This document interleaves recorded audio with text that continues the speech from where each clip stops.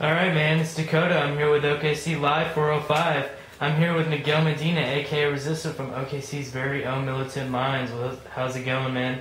What's good, man? How's it going? Pretty good, man. I'm glad you came out here to do the interview. Yeah, this is one of our third interview, I think, so far. Yeah? Yeah?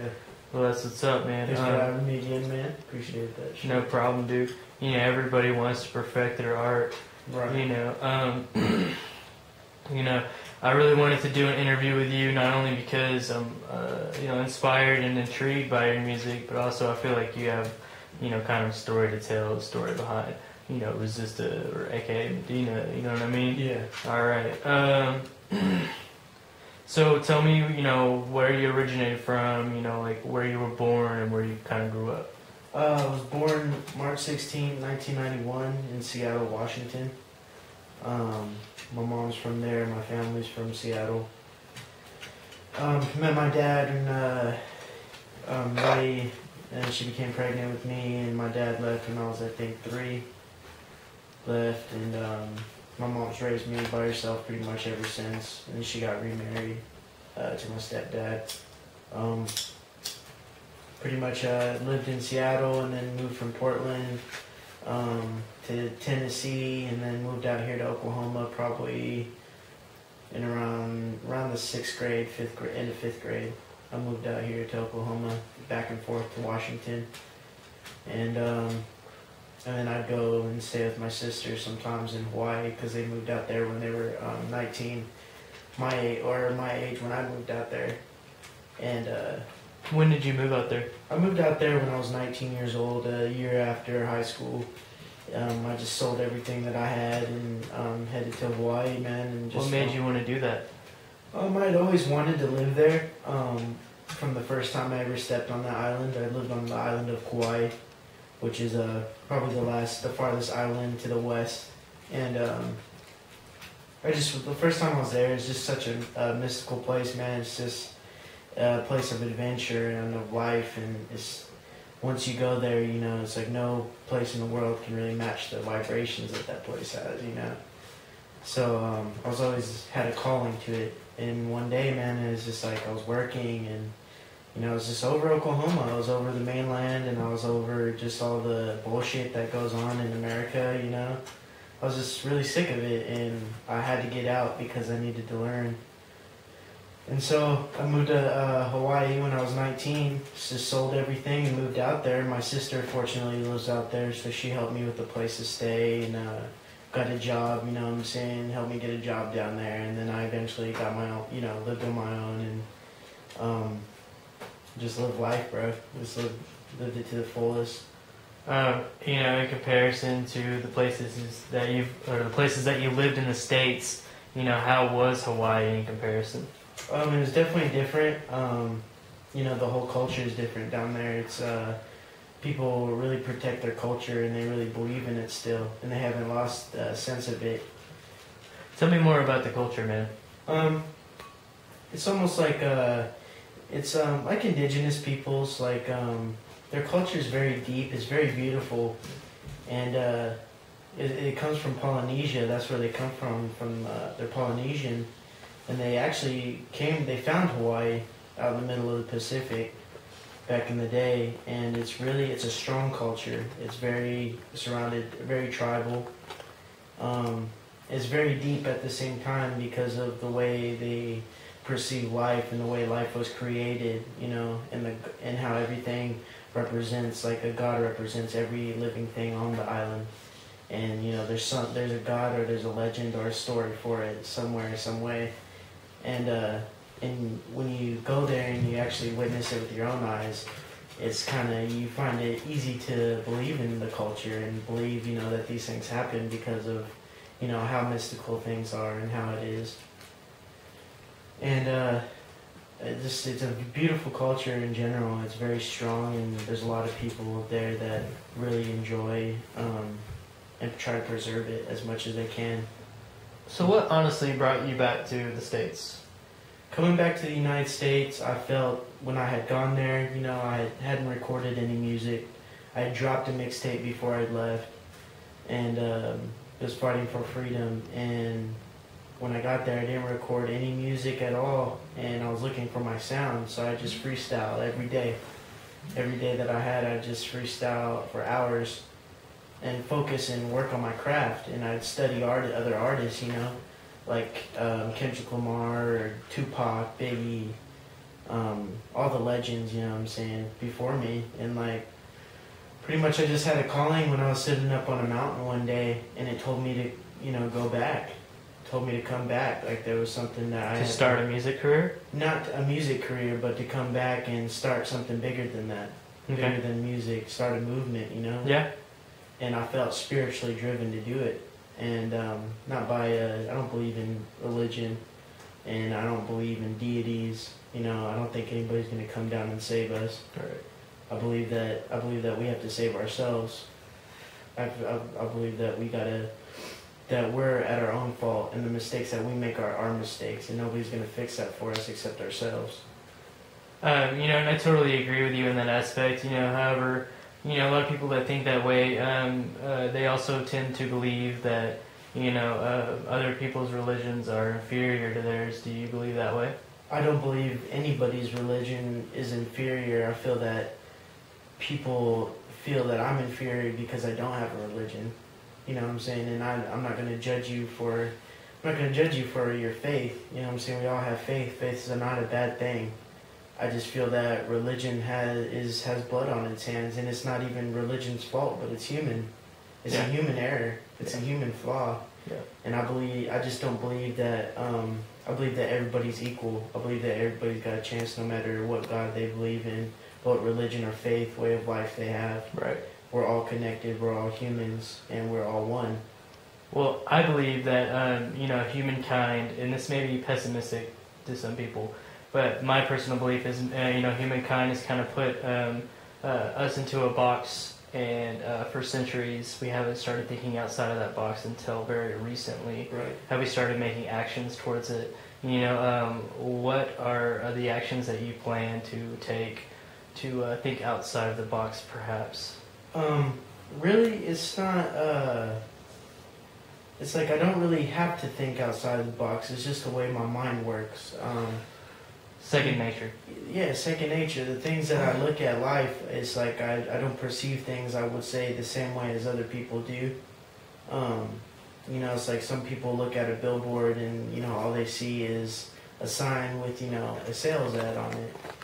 For me, at times I see like a billboard sign, and I'll see a sign from like McDonald's, you know what I'm saying, or fast food restaurants around here or whatever, and I'll see propaganda, and I'll see vivid images of, you know, explicit images of us, like, you know, this is what you gotta be, you know, you gotta look like this, you gotta eat this. You know, I feel like, you know, it's like why there's like liquor stores on every freaking block, you know, why cigarettes are legal but marijuana is not. Right on. You know, that's what I feel as far as that goes. So, essentially, what I'm gathering from this is you are an activist in the legalization of marijuana? I'm not, I wouldn't say per se, I mean, I guess, yeah, I would say activist. I'm not, if you had the chance to jump on it to legalize marijuana, you would? Yeah, guaranteed. Okay. And I feel like I'd stand up for those rights. You know, I feel like people have a reason to fight for that. Right. You know what I'm saying? And I'll stand behind that. It's not my primary focus. Right. It's something that doesn't really matter to me. Right. If it does or not. Right. But it's definitely a problem to me, I feel. You know, definitely I am an activist in the whole legalization of marijuana thing. I've been for it since I was a young teenager. Right.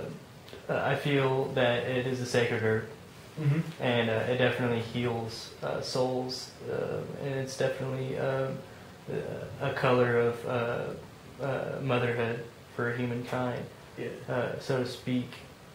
You know, would you agree with that?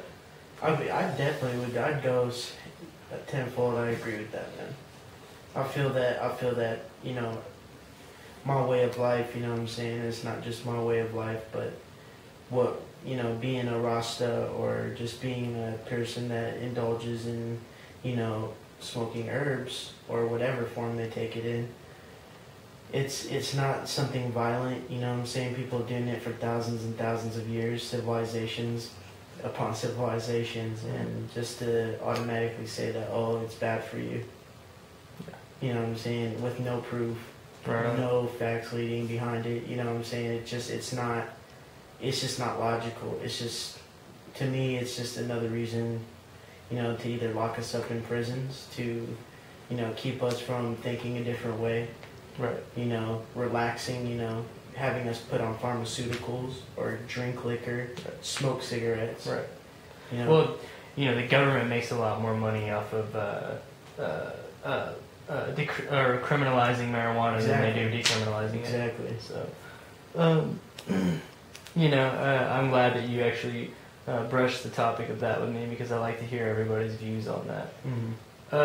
You know, as far as, you know, being a musician and creating music with the, you know, your group and everything, you know, what projects are you working on right now? Right now, we're about to release Militant Minds, the LP. It's a full-length 17 tracks, 17-track LP. Just doing the final touches on that. It's about to drop probably in March this month. And then I'll be working on, I'm kind of working on a side project with Easy from Sub ENT, and he produces PMB. And he's doing beats for us. He's done a beat, If I Go, by us. We have a song on Reverb called If I Go, and that's one of our first projects. Tell me about that guy. Easy, he's an old school friend of mine from high school. Kid, since I've known him, has always been making beats, ill beats too. Yeah.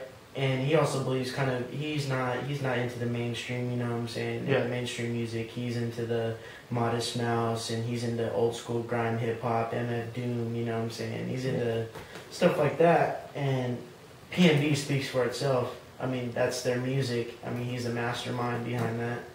Next to Brashawn Cooper with Star Force, and they collab on that stuff. I mean, he's a crazy beat maker, and he's a student. He's about to graduate and be a licensed Pro Tools user. So wow. Are you a beat maker yourself? I'm not per se a beat maker. I mess around with beats and I'll make them, but I wouldn't say as far as that goes. I'm more of an engineer. What is your passion right now? What do you want to see yourself in 6 years? In 6 years, I want to be definitely a dope MC. I feel like I'm a dope MC, but even doper. You know what I'm saying? Just want to do that, and then I want to be a filmmaker, man. Like, I want to film music videos, do documentaries, you know, political to music to, you know, social, whatever. I want to be that, and then I also want to be, I do want to go to school for producing and engineering. Where at? I want to go to Rose State because I like the program here. It's the best one, I feel. I feel it's better than ACM because they give you a little bit more options as far as education beyond music. Wow. So,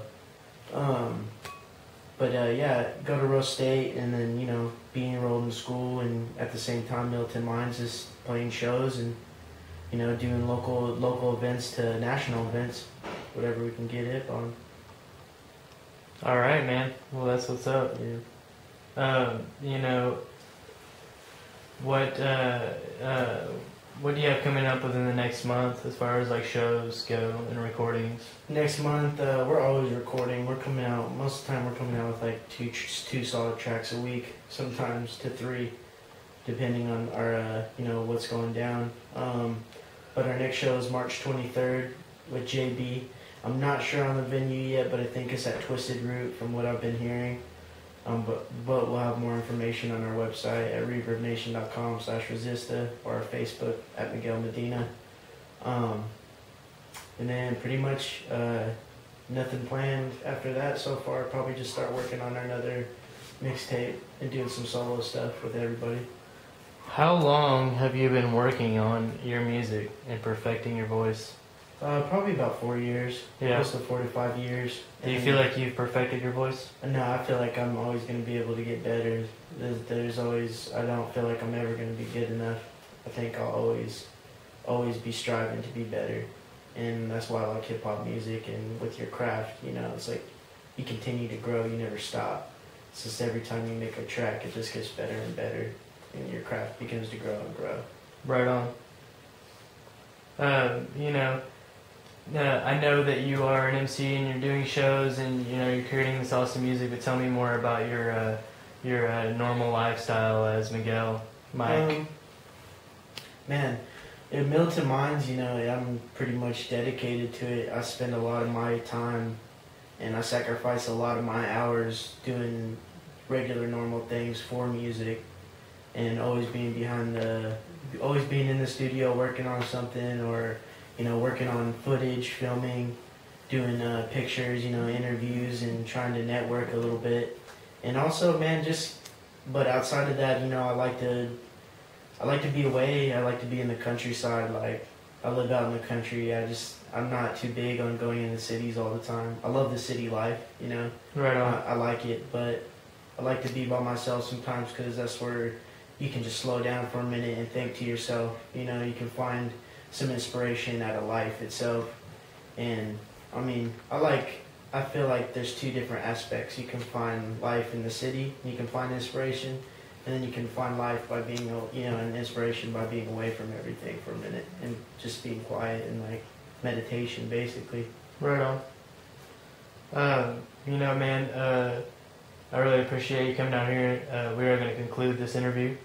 I feel like we learned a lot about you.